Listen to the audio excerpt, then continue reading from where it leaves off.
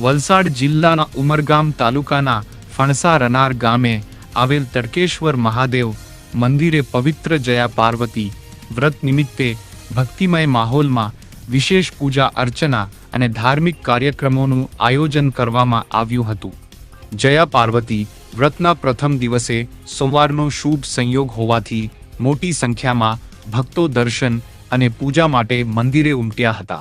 ભગવાન મહાદેવ અને માતા પાર્વતીના આશીર્વાદથી સર્વ ભક્તોના જીવનમાં સુખ, સમૃદ્ધિ, સૌભાગ્ય અને શાંતિ વરસે તેવી પ્રાર્થના કરવામાં આવી. મંદિરમાં હર હર મહાદેવના જયઘોષ સાથે સમગ્ર વાતાવરણ ભક્તિમય બની ગયું હતું. મહાદેવના ભક્ત ભૂમિક પટેલ સહિત ગામના શ્રદ્ધાળુઓ દરરોજ મંદિરે આવી નિયમિત પૂજા અર્ચના કરી રહ્યા છે.